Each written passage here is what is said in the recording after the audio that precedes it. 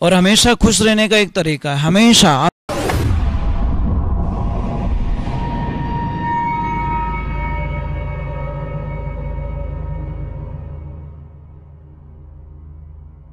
सोनू महाराज जी के भजन व प्रवचन सुनने के लिए चैनल को सब्सक्राइब करें, बेल आइकन को जरूर दबाएं, शेयर करें, कमेंट करें, लाइक तो जरूर करें।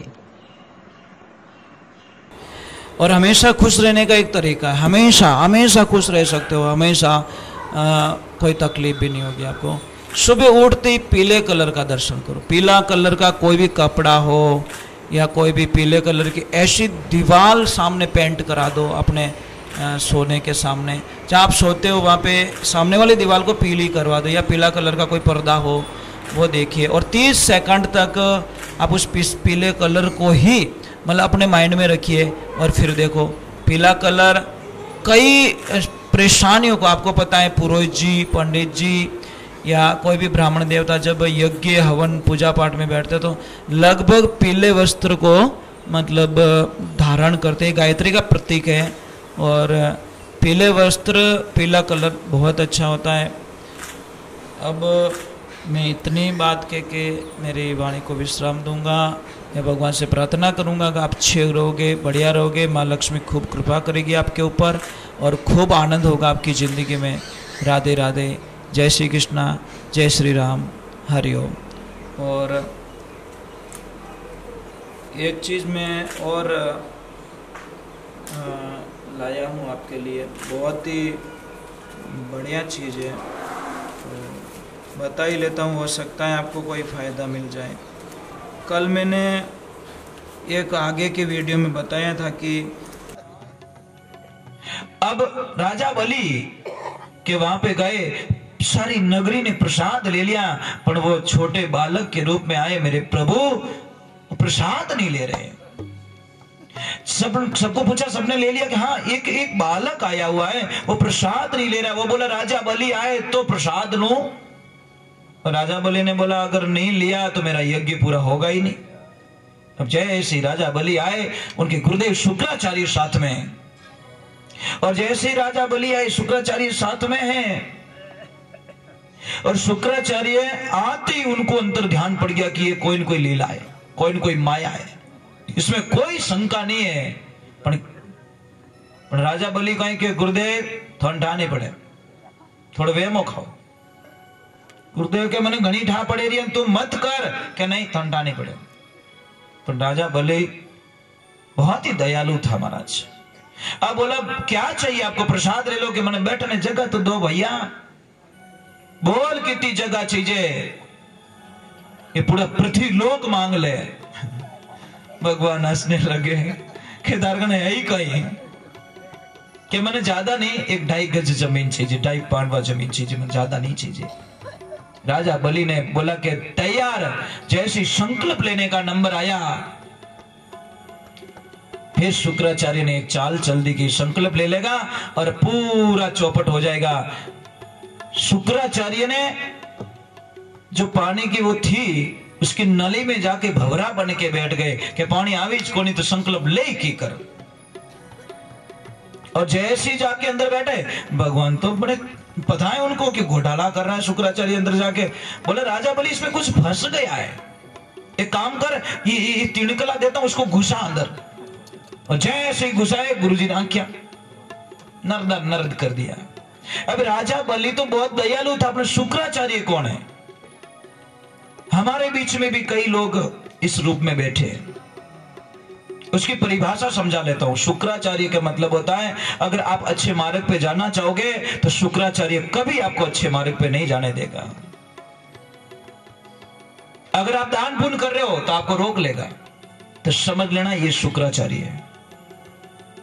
अगर आप दान कर रहे हो, गायों के लिए रसीद कटवा रहे हो और आपको फोन करे, ए रुक रुक रुक, मैंने कहीं पूछियो अनिता कहीं देवे भेंडोरियो कहीं, इसका मतलब वो शुक्राचार्य है। वो आपको धर्म के रास्ते जाने से भटका रहा है। और शुक्राचार्य कभी नहीं चाहता कि मेरा शिष्य धर्म के रास्ते पे जाए, अधर्म करे। राक्षस प्रवृत्ति जिसके नेचर में होती है, ना तो वो दान करते हैं ना करने देते हैं, दान को बिगाड़ो जरूर कर दे। हे महापुरुषों, अगर राजा बलि ना बन पाओ तो कोई बात नहीं, पर शुक्राचार्य मत बनना। समझ में आ रही कि नहीं आ रही है? અને શુક્રાચાર્ય તો વચન રહેવો તો ફાયદો ही है ना, तो वे गंगा जावे ना अपन जावन देवे। तो महाराज राजा बलि ने वही कार्य किया, वही आनंद लिया। अब महाराज जैसी वो अंदर वो छली डाली तो आंखें फूट गई। 5 मिनट। अब महाराज जैसी वो निकले तो राजा बलि ने संकल्प ले लिया, और बोल दूंगा संकल्प लिया, और जैसे ही संकल्प लिया अब भगवान ने विराट रूप धारण कर लिया। बढ़ते ही गए। राजा बलि देखता ही गया, अब नजर ही नहीं पहुंच रही है प्रभु। एक पांडव में धरती माप ली, दूजा में आकाश, अब तीजोड़ो कट मापो। उन टेम रे राजा बलि वो तो बुद्धिमान थे महाराज। पहला जीरा पोता कमजोर क्यों रहे?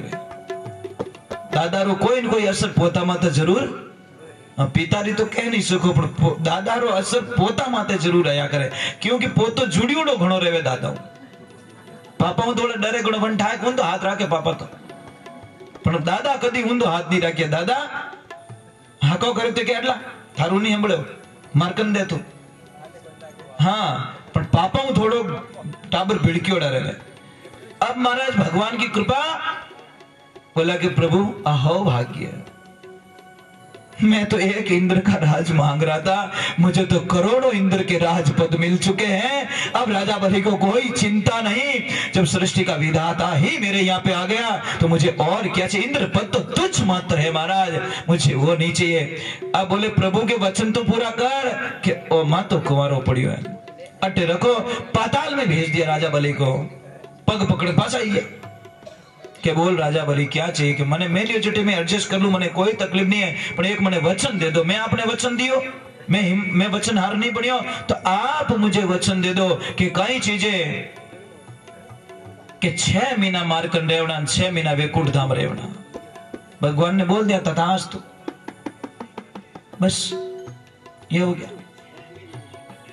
अब महाराज 6 महीने बीत गए, प्रभु आए नहीं, तो राधा जी जाएंगे भी थोड़े, क्योंकि जवानी में पूरा विनाश कर लेगा।